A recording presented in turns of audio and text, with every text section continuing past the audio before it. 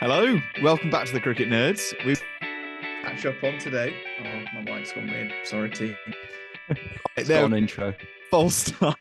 Hello, welcome back to the Cricket Nerds. And today we have got a few IPL games to catch up on, going from Mumbai versus Sunrisers all the way through to the games that have just happened. So finishing with KKR versus DC. So first things first, we'll jump into Mumbai versus Sunrisers, where not a whole lot to be said other than Cameron Green is starting to become worth his price tag. If he, because obviously it's a long-term purchase. He's young. He needs to grow into his role. But as far as all-round performances go, that's that's what Mumbai are after, isn't it? I think you said something about it might have been Shahrukh Khan you were talking about, the money that you spend on someone, you expect them to win so many games for you. And he's won a game for them. Maybe he might win 2 or 3 this season. Next season he wins 4 or 5. Season after he's like a banker in their middle order and he's bank with the ball. And that's sort of the value that they're getting with some of these players. You think of players who haven't played really this season for them in Tristan Stubbs and Default Brevis. They're for the future, aren't they? So yeah, it's smart thinking. Surya Kumar Yadav he's kind of made me come up with this new term, which is a fluent flop. Right, so you don't score many runs, but it doesn't take you many balls to do it. 7 off 3 balls, do the job, get out. Obviously you'll want a bit more than that, but yeah. But Tilak Varma, get him in your fancy team. He's cheap and he's doing really well for Mumbai in that middle order. Yeah, I was gonna say if we got 7 or if we got like a 6 and then out at village level, that's still bragging rights. So Yeah. that's all you want. You're in and Yeah. out, but I hit a 6. So Yeah. that's all right. And then Sunrisers in the chase just weren't quite there. You got to say it was pretty good bowling, especially from Arjun Tendulkar, which is nice to see. A bit of legacy Mumbai stuff. Yeah. I thought he bowled really well, especially at the death. And yeah, Cameron Green, he was worth it. Was the main story. Definitely. And hopefully for Mumbai, he can continue to show his value. He can continue to become that all rounder that they really need him to be. So we'll move on to Lucknow versus Rajasthan, which it was quite a weird game. It was a low-scoring thriller, and when Lucknow had batted first, I think they were put into bat first. When they finished their innings, I was there thinking, "Oh my goodness, they've really struggled here." But it was it looked like a flat track. If I'm honest, it just looked like they played it badly. So like KL Rahul and Kyle Mayers only striking at 121, I was thinking, right, well, they've just killed their innings. Turns out that was fast. They were fast knocks on this track. So what did you think of that? Yeah, I was quite happy with how KL Rahul and Kyle Mayers did at the top of the order. After the first 10 overs, they were going at about 8 and over, which on that pitch was probably like a 160, 170 pitch. I do think they were a bit short, but that's sort of where you want to be, give them the platform. And KL Rahul did the right thing, making an okay start and then getting himself out rather than tying the rest of the team down. But if he'd lasted, they probably would have made more in the end. But yeah, for Nick Pooran, who's been really fluent all season, to only strike at 145 kind of shows the nature of the pitch. Marcus Stoinis as well. But yeah, they need Berdoni and Hudra aren't having the greatest of IPLs currently. If they can fire for Lucknow, it will make a really solid 11 for them. But an interesting thing about Rajasthan is that in the first game of the season against Gujarat Titans, with 8 overs to go, they needed 112 runs to win, and they got it. But in this game, with 8 overs to go, they only needed 66, and they couldn't get it. So yeah, it was some good bowling from Lucknow. I like Naveen ul Haq. Or Naveen ul Haq. He looks very good. He's the real deal. Afghanistan have some very good 2020 cricketers. And yeah, Avesh Khan. He's just a banger, isn't he? Every season, he just does well. He will win a game every season, which I guess is why he's worth the money. Yeah. Someone that hasn't yet shown any value is Rian Parag. And I know that he's kind of come under quite a bit of scrutiny because there's potentially a bit of nepotism. He might be like the son of an investor in one of the owners. That's kind of a bit weird. Yeah. But I saw a really funny tweet about him where it said, Rian Parag has got the attitude of Kohli and the skill of Rian Parag. So, Lovely. yeah, it's a bit unfortunate for him. Hopefully he can come good because he's a good fielder. Oh, But yeah. you know, if he wasn't very good today. But he was not out, so there is that. Josh Butler looked like he was really struggling. That was the weirdest thing for me about that game, was watching Josh Butler go under a run a ball for his 40 runs. That was quite painful, actually. But there we go. Saying that they had set up the game quite nicely. When they lost that first wicket, they needed another 70 runs off 9 overs, which you should really be chasing. And they just couldn't get there. But yeah, well done to Marcus Stoinis for getting player of the match. Well done to Avish Khan for bowling really well, and restricting Rajasthan. So yeah, good from Lucknow. So then we come on to a game that I'm very happy about, and James isn't. Yeah. Yeah, you know what? I need you. What I need from you is to make me feel better by saying how well RCB played, because that's something that that was the most annoying thing for me today, was that I felt like RCB didn't play very well, and yet they came away with the 2 points. I felt like Punjab bowled far better, and then they batted far worse, and that was the difference. It was a Punjab's contriving their own loss more than RCB earning a win. But I need you to make me feel better. Well, I think Punjab obviously didn't play very well. Well, they lost, didn't they? And most teams that lose don't generally play very well. But I do think there are a few factors in there. The first factor being that the pitch slowed down as the game went on. So RCB kind of made the most of that in the power play, where Kohli and Duplessis took advantage of that. They took a liking to Harpreet Brar in the power play. I thought that although they slowed down in the middle overs, like we're seeing RCB doing, the conditions weren't easy to play, and they're in really good form at the moment. And I thought the way they batted was actually really good. Faf du Plessis played a very good knock. I thought that Punjab bowled very well to restrict RCB to 174 for 4, and I don't want to take that away from Punjab.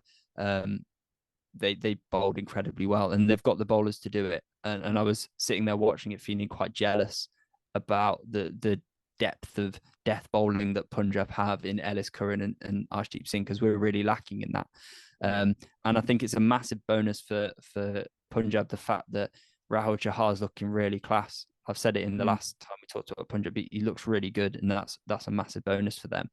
But in terms of Punjab's batting, I agree, wasn't ideal, but for me, that was the best I've seen us bowl all season. Yeah.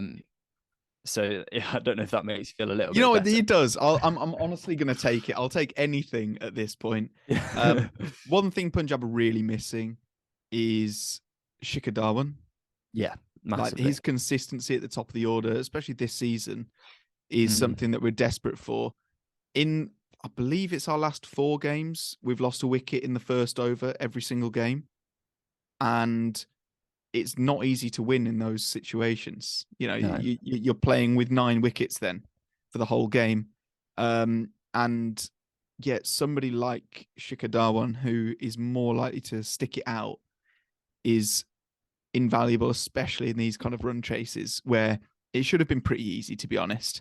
But once again, there are some shining lights for Punjab where like Jitesh Sharma was absolutely brilliant. Perhaps Imran Singh showing a little bit of return to form on a tricky surface. Plenty of stupid wickets, and that was the thing that really irked me, was like 2 run-outs, both of which were shocking. Like Harpreet Bhatia didn't look like he was even trying to get back, and Sam Curran was lazy in his running. And then The only person that was caught in the deep, and even then it wasn't really in the deep, but caught like trying to go for it, was Jitesh Sharma. The rest were all either bowled or LBW. So maybe that is credit to the to the RCB bowling lineup. Just to kind of make you feel better about the runouts, we also have to take into consideration that they were direct hits, which again shows how well RCB are fielding this season. They're making these direct hits, which means that when bowlers batsmen are short of their ground, they're getting them out. It wasn't a case of throwing it to a field and them stumping it, because if they'd missed, the batsman would have been home. So yeah. And another thing is that I thought the way RCB played was different to the way Punjab Kings played. It was like a reverse, in that when we got to the middle overs, we kind of slowed down when we had the wickets in hand to just keep going, right? Whereas Punjab, they kept going, they kept attacking the whole innings, which meant they lost those regular wickets. Whereas when they got to the middle overs and players like Livingston and Harpreet Singh and Sam Curran was in, they could have probably slowed down a bit because they had the time, and they weren't in that state. So they could have learned from each other there, I think. I'm with you. So but overall, good performance from RCB. Yeah. Things to improve on from Punjab. Yeah, I agree. Now we'll move on to our final game of the day before we go on to some CNQs. And it's really bizarre for me to say this, but my take is that even though KKR got bowled out for 127 batting first, KKR choked. They lost the game when they could have won it even after that batting performance. And it is a bizarre thing to be able to say, but Delhi was so horrendous and KKR missed so many chances that is actually the case. I did have a note written down, but I've just lost it, where it was, I think it was in like the final sort of 5 overs. So if you didn't watch the game, KKR, got 127. DC managed to chase it, but it took them 19.2 overs. But in the last 5 overs of Delhi's chase, I noted quite a lot of errors from KKR that cost them the game. So there was a misfield from Andre Russell that went for 4. There was a misfield from Sunil Narine that let them get 2, took the pressure off completely. There was a missed stumping from Liton Das off Varun Chakravarti's bowling. There was a dropped catch or a potential catch chance at mid wicket. Can't remember who that was. And and a no ball in the last over. Oh yeah, true. Now all of these things completely preventable. Like none of these were horrendously difficult chances. Maybe apart from that catch at mid wicket. Other than that, they were all completely preventable. And I genuinely think if those chances hadn't gone to waste, Delhi Capitals would have lost in a chase, trying to get 128, which is pretty spectacular. What was your take on the game? I thought that the players who kind of played the situation really well were Delhi Capitals' 2 standout players this season in David Warner and Axar Patel. In terms of how they played their innings, Axar Patel didn't really panic when he was in bat and saw them over the line, which is kind of his role. And David Warner's just Mr. Consistent when it comes to the IPL, and it would hate Benji would hate to hear that. But for me with Delhi, because my focus is on them really at the moment in terms of what they can do different to kind of get off the bottom of the table. Today wasn't a masterclass in that, but I think they've got too many top order batsmen like Manish Pandey, Phil Salt, Mitchell Marsh, Prithvi Shaw, David Warner, all easily should be opening the batting. And Axar Patel, who's played really well for them all season, is probably the only player who's in his right position. And there's calls for him to about the order, but I don't think that's the problem. I think they've just got no one has a defined role. Phil Salt, if you're going to play him, he should have been backed from the start of the season, in my opinion. Really give him a go, and maybe they should back him for the rest of the season. But yeah, I thought I agree with you. I think Kolkata choked on multiple occasions, but it was nice to see Ishant Sharma back in the running. He always comes back. Yes. Everyone's like, "Oh, he's back. That's a surprise." But then he bowls well. So Yeah. just keep him in there because he's awesome. Yeah, and And that's how I Nokia, thought they should. That's how I thought people would use impact players at the start of yeah, the season. I thought it would be they get power play specialists that can yeah, really hoop the ball, and mm, then they'd bring them in for take out a batter maybe, or yeah, something along those lines. So it was yeah, nice to see DC do that, and it paid off. yeah. Right. And also, last thing is Nokia was on different beans today. Oh, He was awesome. he was brilliant. It might have been just because I took him out of my fancy team. I've had him every time Delhi's played except for today. Yeah. You're the It's my reason. fault. Yeah, Yeah. Delhi fans, thank Zach. All right. So we're going to move on. We've got 3 CNQs that we're going to answer, quite quick ones. First one is from Yashk, who said, "Hey nerds, which one do you prefer for the RCB impact player, Anuj Rawat or Soyesh Prabhadesai?" Prabhadesai. There we go. Nice and easy. Next question we've got is from Look Who's Watching, who said, "Are PBKS paying the price for not investing in buying an experienced Indian IPL batsman? There was Rahane and Manish Pandey. Punjab could have bought them both with the money and the slots that were remaining. So, I mean, particularly for a number 3 slot, which is where we've had against players. Mike's gone again. There we go. Yeah, pretty experienced players so far. I mean, looking back, yes, Ajinkya Rahane would have been the best possible choice, but you would have been cringing at the time, wouldn't you? Yeah, I'd have been fuming. I don't know why my mic's going so weird. So apologies for the audio issues. But yeah, obviously, but if they'd have bought Ajinkya Rahane at the auction, I'd have been spitting feathers. So I don't hold it against them. No, it's not the Trevor Bayliss way, is it really? No, it isn't. Last question we got, and this is one I want you to answer. Do you reckon if Sunrisers Hyderabad had do you think they made a bad decision in keeping Umran Malik out of the team because he's someone that can make a difference and he's obviously an Indian player? Yeah, I think that I reckon Umran Malik is the sort of player who. Oh, James is gone.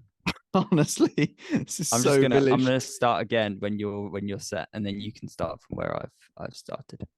My mic, everything's broken. Everything's broken. It's all going. Everything's broken. I'll get there. Right. Yeah, I reckon that Umran Malik, he is someone who they should have backed because he has that difference. He's got that extra pace. But I think he's more like one of the fans players. Everyone loves to watch someone bowling 150 plus. I think he's had a really good season last season, and there's probably injury concerns given that he bowls so fast. So you probably want to manage him. When you've got someone who's bowling that fast, he's probably not going to play every game. So he's one of those players who I think he'll probably play 2 or 3 games of the bounce, rest the game, and then back 2 or 3 games on the bounce. But yeah, they definitely need him back in there. But before we finish, obviously this is the best fan base for cricket podcasts on YouTube, the cricket nerds, obviously. And there's a guy called Samrat who we need to shout out because on Twitter Michael Vaughan was looking for some podcasts and he said to Michael Vaughan, check these guys out. They are good. They love the game. And he was talking about us. So thank you very much to Samrat. If you're here because of Samrat's tweet to Michael Vaughan, let us know in the comments. That would be great. But yeah, continue to like our videos. Make sure you share them. And you can follow us on social media. The link tree is in the description. We do post stuff on there. So check that out. You can also listen to us on any podcasting sites that you like to listen to podcasts on. And I think that's everything. So thanks so much for watching, and we'll see you later.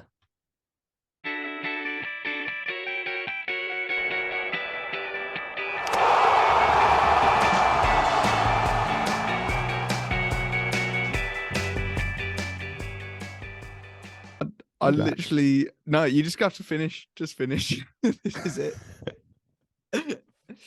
I've got nothing.